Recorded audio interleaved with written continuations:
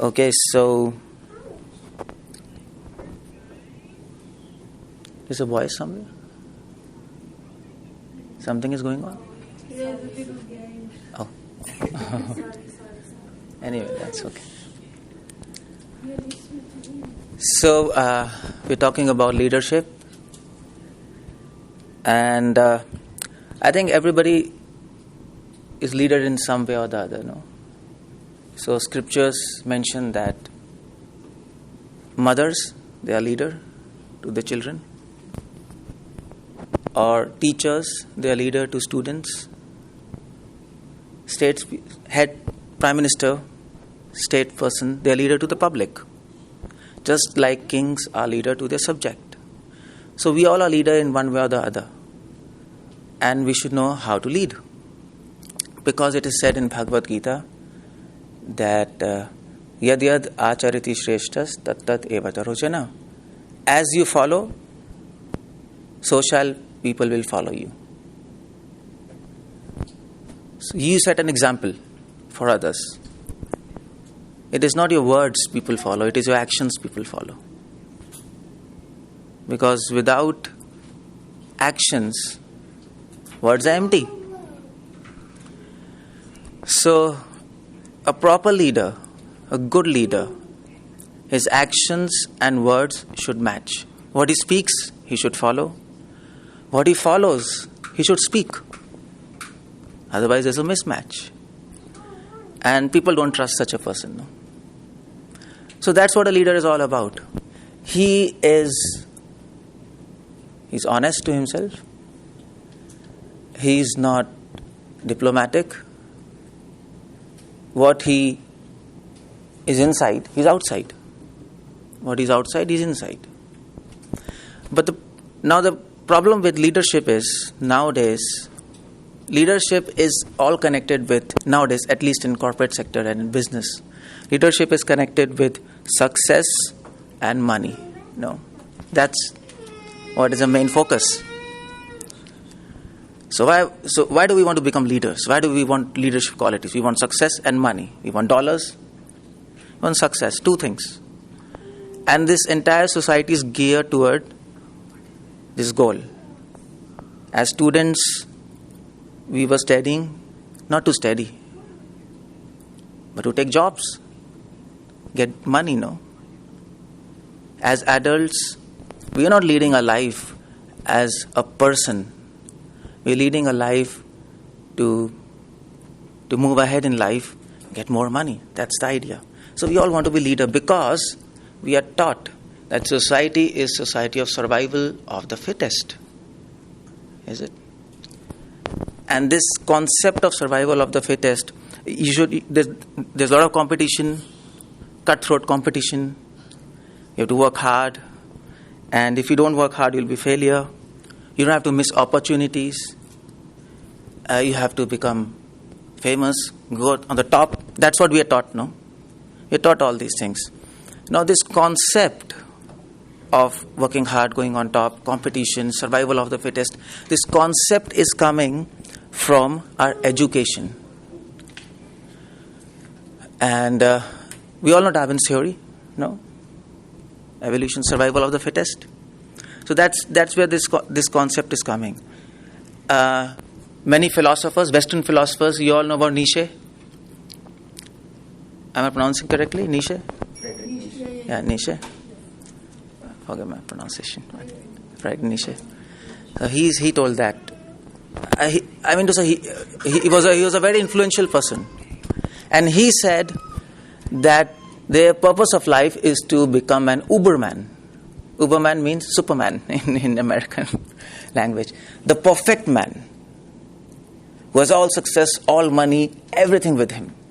And people bite that idea back in Europe. And it spread like wildfire. And people thought, yeah, this is good idea. We can become a perfect person. We can excel in everything. But that idea had a problem. Because the founder of that idea, Friedrich Nietzsche, he became mad. You know this? He ended up in madness. Because, I'll tell you why, but because you might have so many desires, so much competition, this, that, I have to work hard and all these things. But you know what happens? If your goal is set towards just survival of the fittest, competition, perfection, dollars, money, success, you will end up with two things. That's all. That is greed and anger. That's all. If you believe me, if you don't believe me, that's going to happen because the more you earn, the more you want to earn. Doesn't end. If you're a billionaire, if you're a millionaire, you want to become billionaire. If you're a billionaire, you want to become trillionaire. No. It keeps on going. It doesn't end. So Gita gives an example. This desire for success and money, and this is like a fire. The more you add oil or petrol, it increases more. No, the more you try to fulfill this desire, the more it will increase. It will never finish. It's not going to end. It's impossible. So what this will end up into? It will end up into greed. And if you are not able to make it, everybody will not be able to make it. Let's accept it. Let's accept it. It's a utopian idea that everybody will become a millionaire and a billionaire. It's not possible. Steve Jobs. There's just one Steve Jobs. Is it? Not 4, 5, 6, 7, 8. There's just, what is that Japan, who is that famous person? Lee? What's that name? What's his name? Iacocca. Huh? Lee Iacocca. Lee Iacocca. I forgot his name. Anyway, he's a millionaire. Okay, yeah, I remember. So that company, Alibaba company, who's the owner of that? Chinese. What's his name? Jack Ma, yeah. Yes. So, yeah, we have one Jack Ma, one Steve Jobs. Everybody cannot be on the top. It's impossible. It's a utopian idea. So, if you're after this utopian idea, and if your idea doesn't fulfill, you're not able to become a success, or you don't end up in having so many dollars, that leads to anger, frustration. So either of these two things will happen, either greed or frustration. That's all. And pretty much everybody in society is frustrated, no? There's frustration all around us. The more, scriptures say, the more you earn money, the more you'll become rich. That's for sure. But the more lonely you'll become. Why? Because your friends will change. When you didn't have money, you had friends who were interested in you. When you have money, you have friends who are interested in your money. They are not interested in you. So the more higher you go, you're higher in money and success, but you're lower in personal values. You lose your friends. All rich people, they lose friends, but their friends are different kind. Their friends are friends for their money. They feel lonely inside. They're surrounded by money, but they're lonely inside. They're surrounded by success. They're surrounded by all comforts, but inside they're dissatisfied. Because of greed, they're dissatisfied. People are surrounded by success, but they have family problems. This Japanese guy, Jack Ma, I was hearing his interview. Chinese. Oh, sorry. I just get a switch on. For Indians, Japanese, Chinese, they look same. We can't distinguish it. Taller than Japanese. Is it taller? Okay. I know we can't recognize. By face, it's difficult. Sorry for that, but so yeah, okay. So I was watching his interview. So one guy asked him, okay, fine, you have a millionaire in such a young age. He's very young. You're so rich. So what about your family life? What about that? He said, well, I can't give so much time to my family, and my wife says, you're no longer mine, you are Alibaba's. I think you're husband of Alibaba, you're not my husband. She said that. And so somebody asked him, so how do you balance this? Well, he said that, write the show, watch the game. That's all. Go on your path. So the more rich you become, you're going to lose personal life, because you have to invest time in your business. You can't avoid this, is it? It's not easy. Money is not hanging on trees. You have to struggle for that. I'm not saying you don't do that, but I'm saying what are the negative aspects of this kind of leadership. There's another kind of leadership where you can get more than you desire. It can happen, but in a good way, not in a bad way. So here you're getting all things, but with that package you're getting anger, greed, loneliness, frustration. You lose your personal life. If you want that, welcome. No problems. But that's going to end like that, because many people who have led the life like that, their personal experiences are that. Many people in history, ancient history, who are kings, who are great successful people, they have recorded their history and they have said, see, whole life I was after happiness, joy, peace and satisfaction, but I ended up losing them. So the point is, what do we want in life? Let's decide here. Who is a true leader? A true leader first decides what he wants, not how he wants. These are two different things. Now, everybody wants to be happy, no? Is it? Am I right? At the end of the day, at last of your life, when you're old enough, you are going to ask a question to yourself: am I satisfied? Am I happy? Am I peaceful? No, that's the question you're going to ask. At deathbed, this is a question which will come in your mind. Come on, did I achieve happiness? Was I happy? Was I satisfied? Was I peaceful? That's the question only relevant at that time, no? There's a philosopher, Ludwig Wittgenstein. You know that? Ludwig Wittgenstein? He said, you can have so many questions in your life, but ultimately 2 questions will matter. Just 2 questions. All questions will boil down to 2 questions. What is life? What is the purpose of life? That's all it's all going to come down to.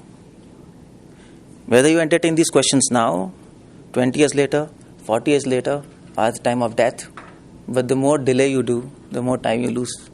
Then how do you get the answers for that? You don't get the answers for that. Socrates. Everybody knows Socrates? He said, unexamined life is not worth living. He said that. So, fine, who is a true leader? A true leader, first, his goal, you should set a goal in your life. You should not make means your goal. Now we think to attain satisfaction, peace and comforts, we need money. Okay, one of the means is that. Fine. You need money to live in society. Nobody is denying that. You need some money, no? How do you get food? How do you get shelter? How do you get other things? Now money is a means. It's not the end.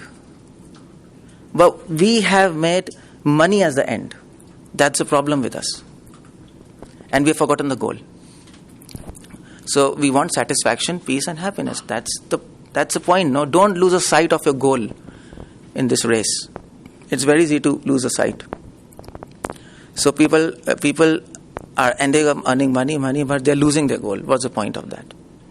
It doesn't make sense. Actually, it doesn't make sense. So a true leader fixes his mind on goal. Okay, my purpose of life is to be satisfied, peaceful and happy. Nobody's going to deny that. Nobody's going to deny that. That's an axiomatic truth. So how do you do that? The best thing is, first try to lead yourself rather than leading others. You want to become leaders? If you don't know how to lead your life, you can't lead others' life. It's impossible. So that's the first rule of leadership in Bhagavad Gita. You should learn to lead yourself before leading others. You should learn to control your mind rather than controlling people. Nowadays, leadership is all about controlling people and manipulating them. But that's not a good leader. A good leader controls his mind. And when you control your mind, then you can guide your mind in a proper way. And if you know how to guide your mind in a proper way, you know how to guide people. all successful leaders, big millionaires or billionaires, not all, I mean to say, many of them, they have this realization that you see now so we talk about so much teamwork in business. No, you need a team, no? You need a team. But if your mind is not controlled, if it's full of anger, frustration, dissatisfaction, then what will happen? You can't work together. It's impossible. There's a lot of politics. No matter how much you talk about teamwork, how do you get rid of politics? Is it the seminars after seminars after seminars? We are one and we are this, we are that. But you can't do that. Unless your mind is infected with anger, greed, envy, it's impossible. So you must control your mind. You see, there's an example given. A king, he went to war. He fought the war. He won the war. He came back. And he was so happy. Anybody who was coming to him, he was giving presents. Happens like that, no? If you're happy, if you're satisfied, people come, okay, fine, no problems, no? Even the greatest problem of this world will be the smallest if you're happy. It will seem as smallest. Okay, fine, no problem, that's okay. So he was so happy, he was giving charity, no matter whoever came to him, fine. So if you're satisfied within yourself, if you're happy, if you don't lose the sight of goal, you can handle big problems in a very easy way. Teamwork is very easy. If you're happy, you can make others people happy. If you don't exploit people, people will like to be with you. If you can control your mind, if you can be satisfied, if you can be peaceful within yourself, you will have true friends first. Is it? You'll not have phony friends who are after your money. You will have true friends who are interested in you, not your money. And those true friends will help you. In your business, in your career, everything. And in a true way. And you know what? Good businessmen are honest. They're always honest, no? They're always honest. So true leadership lies in being honest in what you do. That's what I started. Honest. So how will you be honest to your profession? You can be honest to your profession if you don't have all these negative things in your mind. Otherwise, you'll end up cheating people. If you cheat people in a business, your business can boom for some time. But it will not last for a long time. It doesn't happen like that. It doesn't happen. That is why it is said, honest profession. Profession should be honest. If you are not honest, you lose people rather than getting people together. People lose you. You don't make credit in the society. No, that happens. It might take time for your things to work on, but honesty goes long way. It goes long way, and that's permanent. That's permanent. If you're satisfied, your efficiency increases. You have no distractions. Simple, no distractions. Now we are doing business, and whatever we are doing, we are raising our children, students, we are meeting people. But if we have so many distractions, business demands hard work, no? Focus. There's a lot of talk of focus. Be passionate, be focused. But how do you do that? Everybody talks about it, but how do you do that? The problem is, you keep on saying yourself, okay, let me be focused. And then people advise you, okay, hang a chart paper. They say, no? Write on that, be focused and fix your mind on goal. Fine, fix your mind on goal, but first you have to tell how to fix your mind. That's the problem, no? So how do you do that? It is possible if your mind is fixed on goal. If your mind is free of anger, greed, envy, then it is possible. Otherwise, it's not possible. We can talk big things, but it will not be possible. You understanding? You are getting my point? You have to be passionate for your goal. Okay, yes, passionate. Fine. Yeah, she's talking about passion. Yes, passion. But the problem is, how do you get that passion? You can't manufacture it. You can't manufacture it in your kitchen. It's not possible. How do you get passion? Passion comes by dedication. Is it? That comes by dedication. the more dedicated you are to your work, then you get passionate for that. Is it? Just like we were students, we were studying. If you're a good student, you're dedicated to your studies. You start understanding your studies, and then you get passionate for some subject. You get passionate for some subject when you understand that. And you understand the subject when you dedicate your time for that. And you dedicate your time for something when you don't have distractions. If you have distractions all around, you'll not be able to do anything in your life. So, how to avoid that distractions? If your mind is not peaceful, you get distracted all of the time. And another thing is, in business you have to save money, to invest money, no? You have to invest money, but American lifestyle is you get money and it's all, what you were selling? Paychecks? What? Hand to hand? Living paycheck to paycheck. Yeah, living paycheck to paycheck. That's American lifestyle. Because people don't save money. They go for shopping. They keep on buy unnecessary things. Not satisfied. Yeah, because you're not satisfied. You're not satisfied within. So you end up working hard in your business, and you end up wasting your hard work in your malls. That's all we are doing. And we expect to grow in business. It's not impossible. It's impossible, because if you save money, then you invest money. If you invest money, then you double that money, no? It's all common sense. It's not a big rocket science. It's all common sense. If you apply common sense, this Bhagavad is talking about all common sense. So economically you're sound, if you're satisfied. Personally you're sound. You don't have negative things in yourself. You get good friends, you get good clients, you get credit in society, and that goes a long way. Vision yourself for long way, not short-term success. That's not a good leader. A good leader, okay, short-term success, and I'll be success, okay, then finished. It doesn't happen like that. Don't go for short-term success. Vision for long-term. That's what all scripture says. Short-term, anybody can do anything. You can just do something, and something can happen, but it will be a failure in the end. So, good true leader has all these qualities, and the base is self-satisfaction. Self-satisfaction. The base is he should be fixed on the goal. Otherwise, you'll get entangled in the system, and you'll not achieve your goal. You'll end up frustrating yourself, frustrating others. You can't eat your money. No, you can't eat money. It's impossible. Let this be. This is a fact, you know. This is a very simple thing which modern people cannot understand. They are unable to understand. If you are satisfied, you have a lot of time, you can do the same thing in less time. Is it? If you're not satisfied, if you're so much worried about so many things, you end up doing small thing in a lot of time, and still you end up not understanding that, no?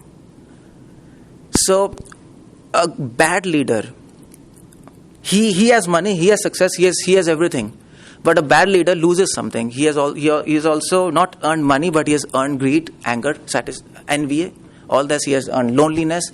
True leader, he not only gets satisfaction, peace, and happiness, he also gets success and money. Automatically, if you run after money, money will run away from you. That's a rule of this world. The thing you are behind, you'll never get it. If your goal is success, if your goal is satisfaction, peace, money will itself come.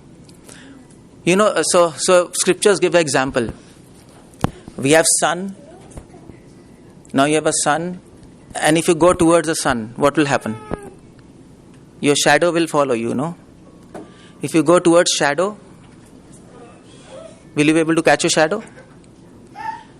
You understanding my example? If you go towards sun, your shadow is going to follow you. But if you go away from sun towards your shadow, you'll never be able to catch your shadow. Is it? It makes sense? Everybody? You understanding? So shadow is like money and success. And sun is like internal satisfaction, peace and happiness. If your goal is internal satisfaction, peace and happiness, if your goal is to control your mind, automatically everything will follow. But you're following other things, you lose those things as well as you lose peace and satisfaction. Everything you lose, you're a failure. And a leader should not be a failure, no. If you're a failure, what are you going to teach other? You're going to teach other failure, that's all, finish. So, true leader does not only help himself, he helps others.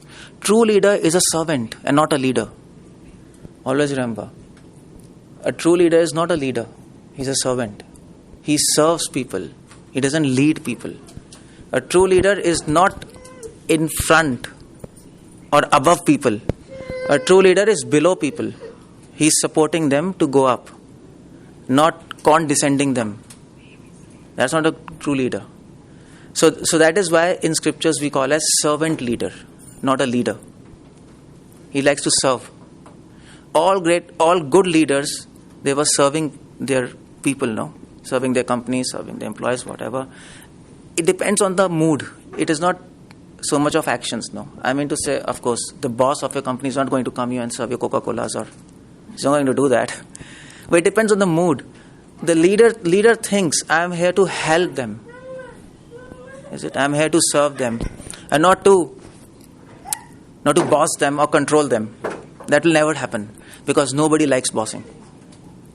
Nobody likes bossing, no. This person, Kingfisher. You know Kingfisher? Kingfisher? Everybody knows Kingfisher. You don't know? Oh, come on. America is... Come on. It was here in America, but anyway, it went in India. No. Anyway, so he is the CEO of that company, Kingfisher, and people asked him, okay, what is the secret of your success? They asked him. And he said, the secret of my success is I keep people happy. I keep my employees happy. Because he is a happy person. He's a jolly and happy person. He says that, see, I don't look really for profits. If people are happy, profit will come. Isn't it? You see, if you want to make somebody work hard, work for you, by his own will, not by force. There are two ways you can make people work with you. One, you can force them. You have to do this. Another, they will themselves like to cooperate. How do you do that? If you force them, then they will do whatever they have said, and that's done, finish. Sometimes they'll not do. If you want them to work for you by their own will, number one secret is make them happy. No? Is it? It makes common sense. Even if you make a person happy artificially, he's going to be obliged to you. Isn't it? That's like that. So so sometimes we give gifts to somebody, and then we want a favor. If we want a favor to somebody, what do? We give a gift. And probably we'll praise him, oh, you're a nice person. Sometimes it happens in the company, no? The employee goes and he wants a favor from the boss, and he gives him a gift. Or he calls him for the party. Mr. Boss, you come to my house, take dinner, and then he will praise, okay, you're nice. Boss knows that he's flattering me. Employee knows that I am flattering boss. Both of them knows.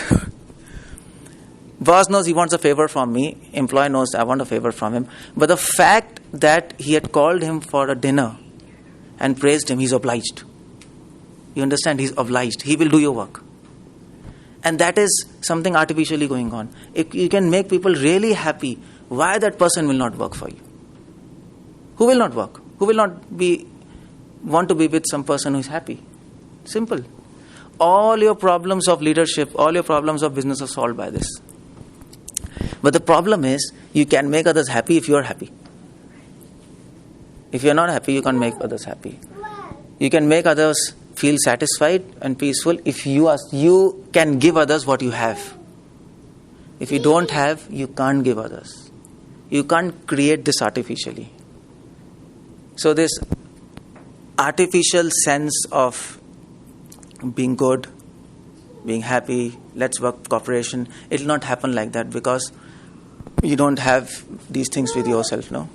That is where all scriptures, they demand, they advise that a true leader, first he should lead his own life. He should make his life, he should guide his life in a proper way. And then you will be able to guide lives of millions. A good mother, she can raise her children in a good way. Good parents. Parents are leaders, no? Is it? In a small way.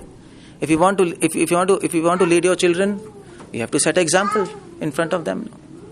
Simple. If you don't set an example, if you tell them don't do this, and you are doing the same thing, come on, who's going to? Nobody's going to follow that.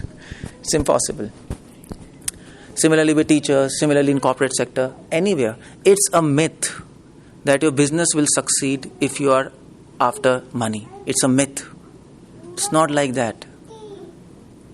And you can do research. You can do research. You can ask people who have become a success. People who have become a success, they know the secret.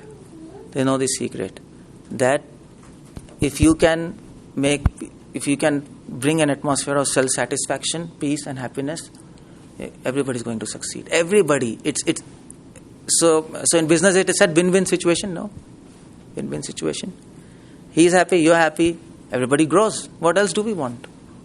What else do we want? I mean to say, business is not a new thing in the modern world. People were doing business since thousands of years, no? It's not a new thing. It's not... Kings were doing business. There was export and import. 2000 years back, Greeks and India were exporting. Chinese, they were exporting with India. People were doing business. But at the same time, people were happy and peaceful and satisfied. We can read history. But now we are doing business, but we are ending up in anger and frustration and loneliness. What's happening? We have missed something. So we got to learn from them. We got to learn. It is said, the roots of wisdom lies in history, not in future. Don't look in future. Future is dark. Roots of wisdom lies in history. We have forgotten how those people lived their lives. And that is the role of scriptures. You can learn more from scriptures than from business gurus. The business gurus, they can advise you something, but they will not be able to help you. They can tell you so many things, but you will not be able to follow. Simple. So, my request to you all is, go back in history. Read their lives. It is not something utopian thing. They have led their lives. They have recorded their experiences. They were doing business. They were successful people, and they were very happy. Why don't we follow their model rather than today's model? Why don't we teach people this new model rather than blindly following whatever others are saying? That's not a leader. Leader creates. He doesn't follow. That's a leader, no? He creates. He makes a difference. Who was saying makes a difference? He makes a difference. So we are not going to follow whatever anybody is going to say. We have to learn. We have to learn from the past, help ourselves and help others. But here's the point. The point here is, how do you become self-satisfied and peaceful and happy? That's the point here. Because that all matters, no? That's all I'm talking about. How do you do that? So scripture says that, especially Bhagavad Gita says, Nastir buddhirayuktasya na cha yuktasya bhavana na cha abhavyata shanti ashantasya kuta sukham. Anybody, this is Sanskrit. I'm going to translate in English. True happiness comes from peace. A person cannot be happy without peace, is it? You can't say, I'm full of anxieties, but yet I'm happy. It doesn't make sense. It doesn't make sense. You can go to a party, you can enjoy, and it will feel... That's not happiness, that's excitement. There's a difference between excitement and happiness, no? You're exciting your senses, dance, music, wine and all these things. But inside you are... In morning you get up and there's a hangover. You know hangover? America you say like that? Oh, my head is aching. Oh my God. So you ended up in some excitement with loss of peace of mind. You have more anxiety, no? So this is not true happiness. This is just excitement, sensual excitement, that's all. True happiness comes from peace. And real peace comes from satisfaction. Without satisfaction, you can't have peace. No? You can't say, I am peaceful, but yet I am not satisfied. I want this, I want this, I want this, I want this. And what kind of peace you have? And real satisfaction comes from contentment, from less desires. Desires? If you have desires to get this, get that, get that, get that, no, you're not going to be satisfied. If you have desires to get, I'll get success, I'll get money, if you keep on thinking this, I'll get this, I'll get this, I'll get this, you ended up with no satisfaction. So, problem is desires, no? But how do you get rid of these desires? The problem is this, because we don't desire. We don't desire. We don't desire. Desire actually desires us. It is said in scriptures. People don't desire. Desire desires people. We are forced by desires. Is it? Isn't it? Does anybody of you do meditation, some kind of meditation? Anything? Something? Something? At least close your eyes and sit. So what happens if you do meditation? What happens? So now we are talking about self-satisfaction, peace and happiness. So what happens in meditation? Desires automatically come, no? You can't stop it. It comes from somewhere within us.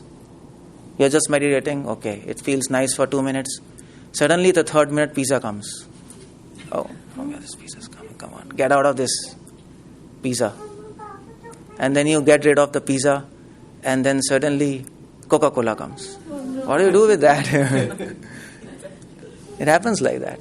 So from where that Coca-Cola is coming, your intention is to stop desires, but it'll come itself. It is coming from within you. Of course, nobody is putting in your mind, no. There are desires within us, we ourselves do not know. That's what Freud said. Sigmund Freud, subconscious and conscious, that's what he got the theme from there. Subconscious. 98% of our mind is subconscious. We don't tap. 2% we tap. Genius people, they can tap 0.5%. Einstein used to tap 0.5% of his conscious mind. Probably we all tap maybe 0.001 or what. I don't know. If Einstein can tap 0.5, I don't know how much we can tap. But most of our mind is untapped. We don't know what's happening in our mind. And that subconscious mind, we can have a glimpse in dreams. In dreams. That's why Sigmund Freud's whole life is dream analysis, no? Psychoanalysts, they analyze your dreams. There are books written in dreams. And Sigmund Freud's nephew, Edward Burney, if you go and read about him, he came to America. He used that concept to exploit people. Now, this is a false leader.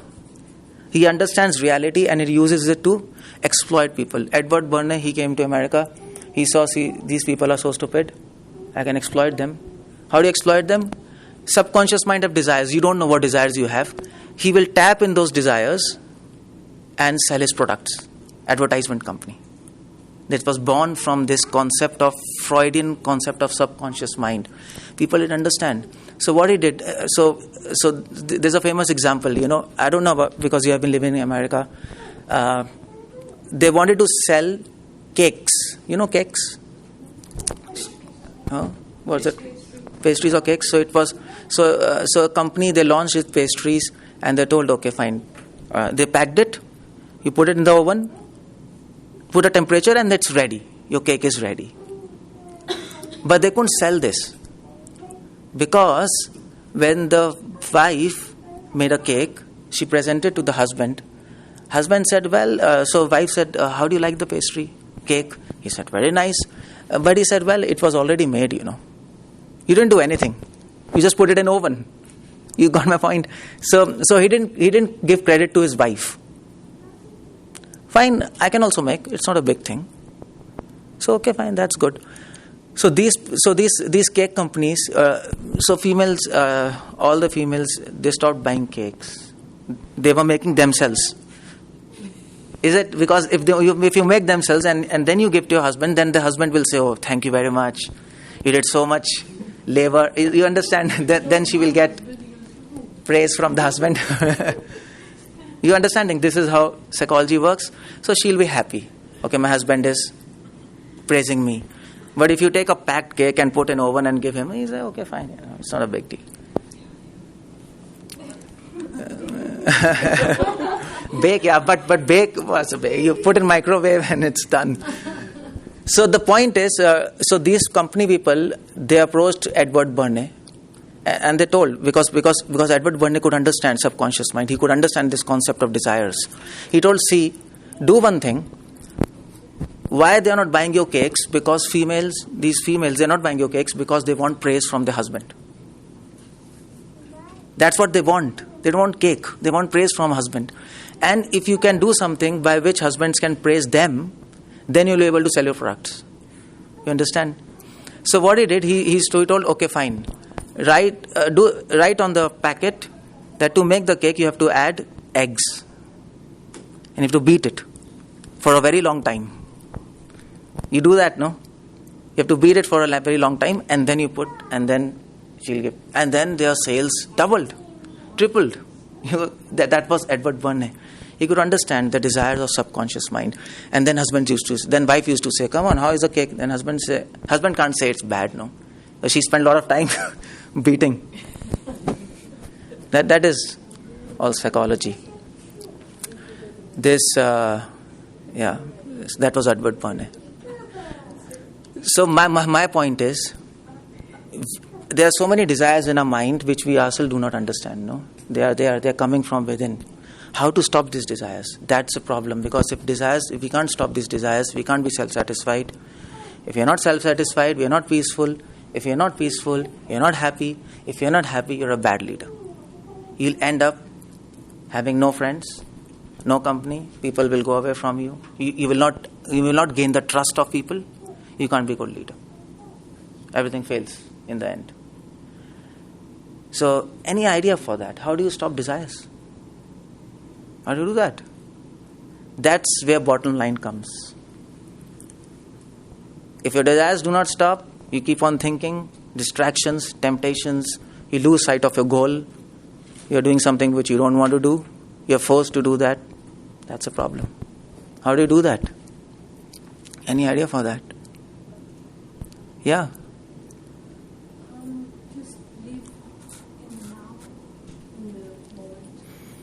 You can do that, but when you live in now, still desires will come, is it? How do you do that? How do you do that? Be happy with what you have. It's a funny proposal, no? Just live in now, is it? I find a lot of happy with what you have. Yeah, I'll just come. I find a lot of content, or very content without any effort, and I'm immersed in nature.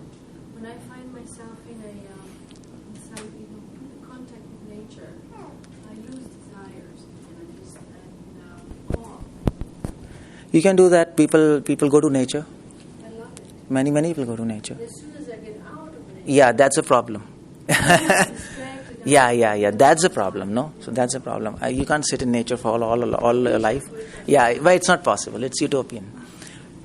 So when you're going to nature, fine, there's nothing. But when you come back, things come back, no? This means you didn't solve the problem. You just forgot the problem in nature. You just forgot, for some time, because you got awe by seeing that nature. But when you come, it's there. But we want a solution. It's like you get darker for a while. Yeah, that's okay. So that's why people see television. Nobody watches television for enjoyment. People watch television so that for some time they'll forget the anxieties. Is it? That's a fact. It's not for enjoyment. Okay, for some time I'll forget, for 3 hours I'll forget. That's good. Otherwise your brain will explode, if you keep on thinking so many things. So what do? There is, Bhagavad Gita gives a solution.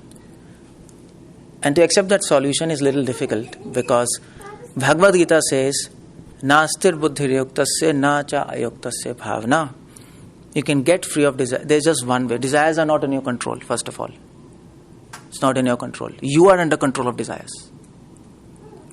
We are controlled by desires. We don't control desires, no? You don't want something, but you're forced to do it. That's what happens. So to control desires, that is where scriptures introduce the concept of God. a higher power, a higher divinity. You need help from higher divinity, higher intelligence. Otherwise, we'll not be able to lead a life properly. It's not possible. That is why all people, all ancient people, all wise people, you can call God, you can call divinity, you can call power. You need something higher than you know. You need help. Or you can call grace, something. And that's where this role of spirituality comes. In your business. You see, there's a role of spirituality in your business. That is the role of spirituality in business. Otherwise, people think, come on, business is separate, spirituality is separate. No, they're not two separate things. They're linked. Without spirituality, you have so many desires, no satisfaction, no peace, no happiness. You end up frying everybody, you end up frustrating yourself, finish. Everything is finished. You end up losing your money, temptations, you end up just losing your hard work. So, that is why every good leader, he has a spiritual part in his life. Every good leader should have a spiritual life also. Now, there's one thing, by the way, it's little off the line. Some people do not believe in higher things, no? Come on, there's nothing higher. There's no God, there's no divinity. It's all just, we're all machines. Is it? Anybody believes like that here? Many people believe like that. They don't believe in all these things. But you know what? It is very easy to believe in something beyond us. It is very easy to believe in God, divinity, something spiritual. It is very easy. It is common sense. You don't need big experiment, observations, evidences to believe in that. It's simple. Just apply your common sense. But the problem is common sense is very uncommon. That's a problem. In this age of information and technology, people have stopped thinking. Whatever I have talked today, you don't need, in fact, you don't need even to read anything. You need to sit and think, no? Is it? But we are not allowed to think. That's a problem in this age. We are not allowed to think because we are bombarded from all angles. Success, money, entertainment, this, and we can't think. We are overwhelmed by information. That's a problem with this age. So what we are doing here is, I am not doing anything. I am just asking you to think. Sit back and think. Before entering this race of dollars and success and money and corporation and business, first think. What's going to happen with your life? What's the end? How can you make your life successful and yet happy and peaceful? There has to be a way for that. That's what I'm talking about. That's a true leader who can tap in both lives. A car needs both wheels, no? If one wheel is off, it doesn't move. So human needs both aspects, material and spiritual. If they go along, then things become success. Otherwise, you lose things. So what is the common sense? That there's something beyond us. It's very common, Bhagavad Gita gives an example. Simple. You all sleep? Everybody sleeps? Yes. I assume that, of course. Yeah, I mean, the big business people, they don't sleep. Billionaires, they don't sleep. They don't sleep. Many billionaires, they don't have time, So this Jack Ma, he was telling in his interview, see, when there is day in Japan or China, whatever, it's night in America, and it's day, it's night there. So he told his employees, see, we don't have. If you sleep, you lose opportunity of business in America because people are awake there. And if you are awake, then of course you have business here. So many people do not sleep and they lose sleep because they're too much after their things. They have lost track.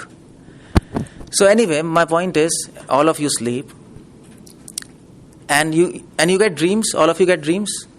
You get dreams. Sometimes you don't get dreams, no? So many dreams, yeah. Yeah.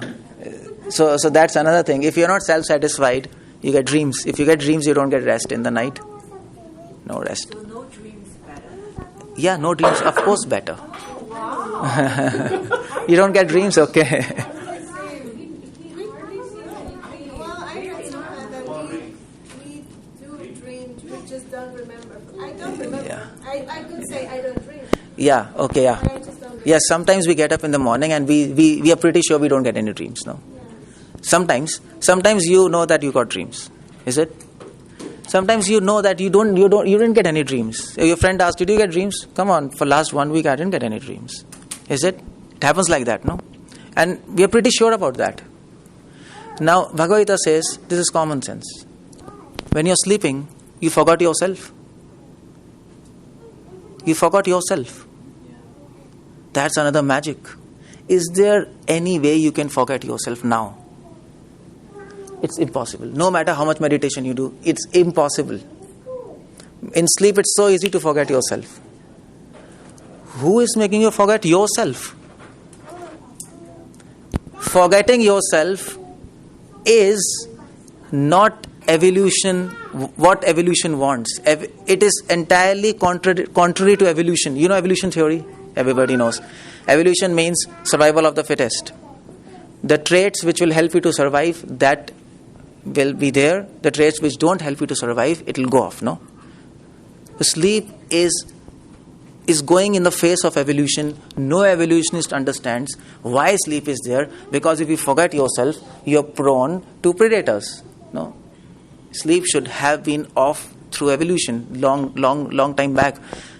It can happen then when we are sleeping.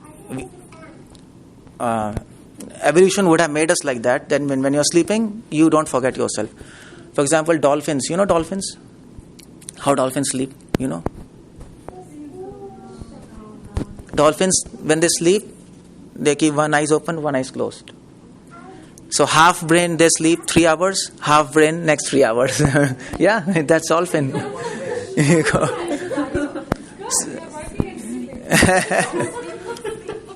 So that's evolution. I'm just telling, that's evolution. Evolution wants to make you highly efficient. Is it? That's evolution. You evolve, you become more efficient, so that you don't lose time. That's evolution. So even dolphins can do that. Why that kind of characteristics is not there in humans? We are dead for 6 hours. We are dead. We forget ourselves. Everything we forget. This lies in the face of evolution. Nobody can understand sleep now. But the point is, when you get up, you forgot yourself, you forgot your bed, you forgot your room. But when you get up, you are pretty sure you didn't get any dreams. Is it? Sometimes? You don't get dreams, see? You're sure, no? Yeah, see? How do you know that? Maybe once or twice a year. Oh. So my point is, how do you know that you didn't get any dreams? Because you forgot yourself, no? How do you know that? You don't know yourself, but you are pretty sure that you don't get any dreams. How do you know that? Because then there's no remembrance of it. No, you can't remember because you have forgotten yourself. You have forgotten yourself. If you have forgotten yourself, you can't know anything. But if you I don't remember. I know I'm dreaming when I'm having a dream. Yeah. When you are having dream, you know. But when you don't have dream, still you know that you didn't have dream. So that means that if you dream that you have not forgotten yourself. No. If you are dreaming, you don't forget yourself. There's a science in dreams. People I have Because you're experiencing. all night long. Yeah, I know. Forget themselves. Yeah, of course. And okay, fine. Just a minute. Just hang on. And because you don't forget yourself in dreams, that's why you don't get rest. You don't get rest. If all night dreams come, you get up in the morning. Oh my God, is it? Yeah. You don't get rest. You love your dreams, but if you keep on getting dreams, you don't get rest. It keeps on going. I feel very, very, I don't want to be contradictory, but I love the dream because it's like a second life while I'm resting. Okay, that's okay. But your mind, okay, different opinions. But anyway, my point is, when you don't get dreams, then what happens? Forget dreams. When you don't get dreams, still you know you have not got dream. You got up in the morning, I didn't get any dream. Somebody is watching. that you didn't get any dreams. Somebody is watching. Because you forgot yourself, still you're pretty sure you didn't get any dreams. Somebody gave you this information, you didn't get any dreams. That is the logic given by scriptures. It's common sense. Who is watching? How you are sure that you didn't get any dreams? There's somebody there. So that is called as divinity. There's some spiritual part in your body which is always conscious, even though you are unconscious. There's some part there. There are many patients of coma because you were also a medical practitioner. You have seen patients of coma? Coma. You have seen? I have seen many patients of coma, and comatose patients are almost brain dead. They are almost like vegetative state. Many of them are just lying there like that. But one finding in comatose patient is they can hear. Many patients, their hearing is active. They are dead, everything is gone, but still hearing works. There is some portion of spirituality which is beyond this body. We have to admit that. We are not just machines. We are not supposed to act like machines. This is one example. I was talking about common sense. This is one common sense. You can just think about it. Oh, Hare Krishna. So that's what scripture says. Add spirituality in your life. Add a concept of God in your life. And be satisfied. If you add this concept of spirituality, it will lead you to satisfaction. It will control your desires. Otherwise, you will be on a ride with desires. And then the problem starts. Everything starts from there. So, true leaders who can balance between both spiritual life and material life. He is a true leader. Otherwise, you cannot be a true leader. It's impossible. You will not be able to guide others. That's what is wisdom of scriptures. That is what is leadership qualities. Hare Krishna, thank you very much. That's what I want to speak.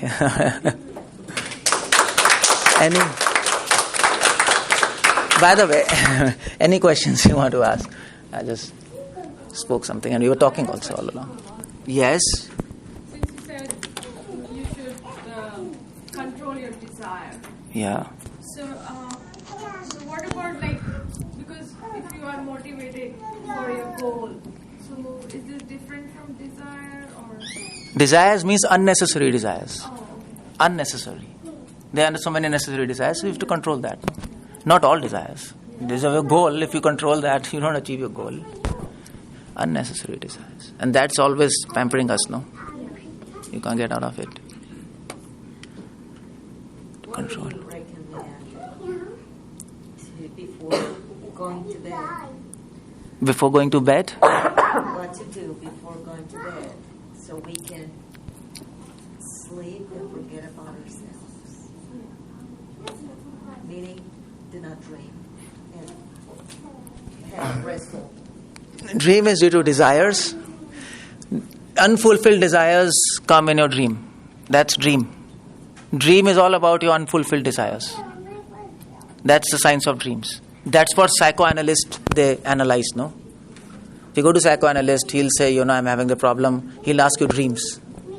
He'll tap your subconscious mind and then try to understand what's your unfulfilled desires, and that makes dreams. If you don't have unfulfilled desires, you have no dreams. You're peaceful. That is why all spiritual persons, they don't get dreams. Oh, so no dreams is better? Of course. That's what I'm talking about. I had a lot of dreams before. About you not passing the exam. Okay, good. When you are sleeping, when you are awake, there should be dream. What's that dream? Dream to get your. Oh, that's a different thing.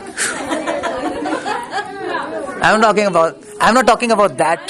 Those dreams are good. That's a different issue. We are not talking about that. We're talking about real dreams. So, Can we have one conversation? So that is why all spiritual persons, their sleep reduces. You see all spiritual people, they sleep less. They sleep less. Why? Because they don't get dreams. In less sleep, they can get more rest. Mind is peaceful. It's not thinking something.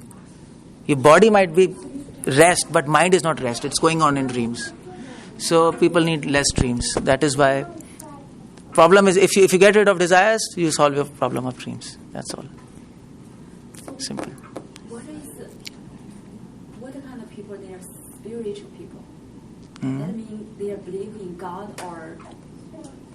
Yeah, spiritual people. It depends. Spiritual people means that there's something beyond matter. Soul, God. But there has to be something beyond this machine, beyond what you see. What you see is not everything. It's not everything. You can't see many things. You can't see your mind. Can anybody see mind? No. It doesn't exist. Of course, science is having a debate now whether mind exists or not. There's a big debate going on. But it's common sense. Mind exists because we all think. So there are many things you don't see, but still they exist. There are many things you can't see, but still they exist. Electrons, protons, they exist. But you can't see. You can't see even the machines. You can't see that. It's impossible. So seeing is not believing. That's a wrong concept. For example, pain. Pain, you all have pain. Can you see pain? But it exists. You can feel it. So seeing is not everything. You can feel it. Some things you can feel and know they exist. Similarly, you can feel your soul when you meditate and you know it exists. It's not always, you show me. That's not a good logic. That is where meditation is required. When you meditate, you come to feel the existence of soul. Existence of soul is a self-evident fact. Self-evident, you can know yourself. That is what meditation is all about. So we have to add that in your life. Either soul or God, it should be there. Some part should be there. Yeah. I have something. There are some type of dreams that are exactly what you described. These dreams that are desires or battles within. Yeah. And for example, I dream a lot. Yeah. And I discover myself, my true emotions, and my true feelings that I don't necessarily want to investigate through my dreams. And these are one type of dreams that are useful for me to understand myself better. And sometimes, though, they are, like you said, they don't bring. Yeah. There are also another type of dreams that they are bliss, pure bliss. For example, I give you an example. When I dream of flying, it's a beautiful dream. It's like a unification with God. And just this feeling of content, and being able to fly, being able to be as big and beautiful. In these type of dreams, I really like. Okay, good news. Yeah, I mean, the Not bad, but but I don't get them too often, unfortunately. I would like to be more often. well. Question is not of dreams. The point is, fine, you get or not get whatever it is. It's a general principle. I'm talking about general principle. If you get too much dreams, you're going to rest. That's I it. can see what you're saying. Yeah, you don't get rest. I think the ones that the very few beautiful, peaceful. Yeah, that's always. Some people get always all this kind of. That's very few. Yeah. They foresee the future and things like that. Okay. That's okay. Yeah. I have a question in regards that you were saying that to make people happy, right? You have to be happy and satisfied. Yeah. Suppose you have an organization, right? Your company, your business. Yeah. Let's talk about employees. Yeah. That many times they are dissatisfied. But many times it's not in your hands to make them happy. It's not You know what? not in that way. Yeah. It's not my problem. Yeah, and I get a point. You know what? In Delhi, so I have a big businessman who comes to me. So he's a very big businessman, and he came to me. He told, "See, the point is, I'm fried. There's too much work, too much load. I can't avoid that because I'm into that. And I'm stuck with that. What should I do?" So I told him, "See, add spirituality." What I explained to you. Explained to him, he added spirituality, he became contented, satisfied, he's happy. His employees are happy because he's giving the same knowledge to his employees. Employees are dissatisfied because they have this same conception which he had. Just money, just success, that. So now they understand, they are happy. They have become more reliable employees. They don't no more cheat. They don't cheat him because they've understood. Life is not just for this. And he is doing the same business. He is earning 4 times profit than what he used to. He is having less employees he used to have before. He is saying, come on, it's all improved. Because if center is good, all around you people become good. You transmit knowledge, no? That's a practical experience I saw.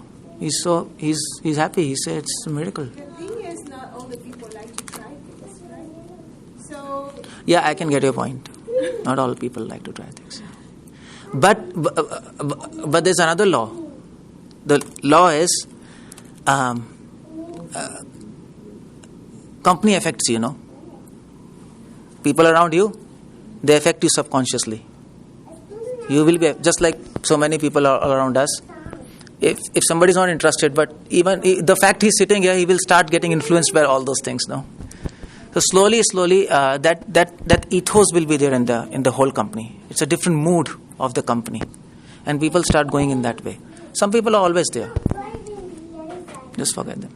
That's all. Some exceptions are always there. It makes a difference. A lot of difference. Leader makes a difference. People tend to follow leader. Now you know what? This person who is a businessman, he is doing spiritual practices. He is happy. So employees, their dream is to become like him. No, that's what their employees for. No, I want to become CEO like him. So they start following what he's doing automatically, and 90% of people start following what he's doing, and they have themselves become satisfied and contented. So things are going on. He's getting more profit than before, 4 times, with less input. That's like that. Any other questions? Yeah. One more question. You said to set your mind on a goal. Can you goal evolve in time? Can you goal Evolve. evolve in time? Well, there's just one goal: satisfaction, peace, and happiness. You don't forget the goal. That's a goal. That should be a goal. If that's not the goal, then there's a problem. Then all problems start. Satisfaction, peace, happiness. That should be a goal, and that should be your goal of life, to set others people goal. They should be the goal. The means can be, okay, fine. Different things. Don't forget that. Okay, so pretty much I finished. Of course, meditation helps. That's what I'm talking. Spirituality. Meditation without knowledge is of no use. That's another point. That's spirituality is not just about meditation. It's about meditation plus knowledge. Nowadays, spirituality is promoted as only meditation. No. But without knowledge, what you're meditating on, how to meditate, why to meditate, all these things should be clear, and then meditation works. How to clear them? Like when you are doing meditation. So what's the proper way of doing that? Like, Can you give Gita? Gita. Yeah, I mean to say you can read Gita, and there's a proper way there. You have, so read that. Read scriptures. There's a way there. There's, in this book it's read. So, for example, how we do meditation is we chant this Hare Krishna mantra. You know Hare Krishna? We get up in the morning and we meditate on the sound. Sound. So this sound is spiritual sound. This Hare Krishna, Hare Krishna. You all know because of probably Mahesh. He does that. So we get up in the morning, we meditate on the sound. And we meditate on the sound, this spiritual sound. And this helps you to come in contact with divinity. It helps you. And that is an age-old process in scriptures. That's what you do. You can do that. But better is Hare Krishna, because if you read this book, you'll come to know. Why? Because there are some rules and regulations for Om. But for Hare Krishna, there are no rules and regulations. That's the point. Otherwise, there's so many rules and regulations. So something you have to do. I've tried Om so many times, but It'll not work. Hare Krishna. You try that and read Gita. Have some knowledge. Without knowledge, things will not work. We are not parrot, no. That if you keep on doing something without understanding, that is something ritual. It is not something logical. So you need a philosophy to religion, if you can put it like that. Philosophy, you need understanding. So that is why we need to understand and meditate. That is spirituality. Most people, they just follow some process, no effect, leave it. I don't have any effect. Other people, they are just scholars, they don't practice, nothing happens. You have to fuse both, knowledge and meditation. So you can read this book, chant, that will be good. There's one last question. I think you're answering now this question, but I just want to clarify. When we have negative emotions, we go back to meditation, we go back to focusing on our goal. Is that how you... Yeah. By meditation, meditation will not allow negative thoughts to come. It will not allow, it will just wipe it off. Because when you are happy, you don't get negative thoughts, no? Suppose if you get $1 billion lottery. You have lottery here in America? I don't know. Okay, yeah.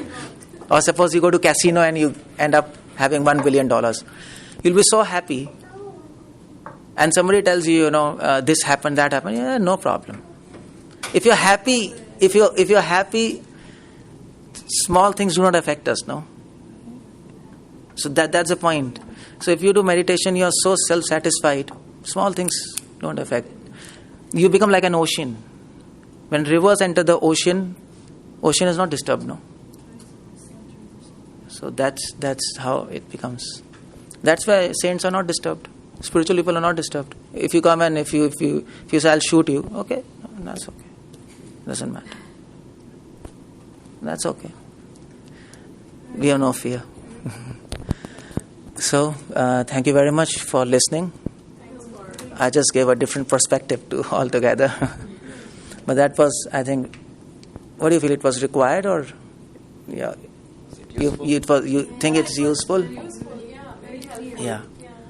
Please make your life happy, peaceful, make others, teach them what is true life, and at the end of life you will not repent. When you will be dying, the last breath, you'll be happy. I did something good to my life and to others. Otherwise, you'll repent. And then there's no time. That is success. That is a leader. Okay. Thank you for listening, all of you, spending your time with me.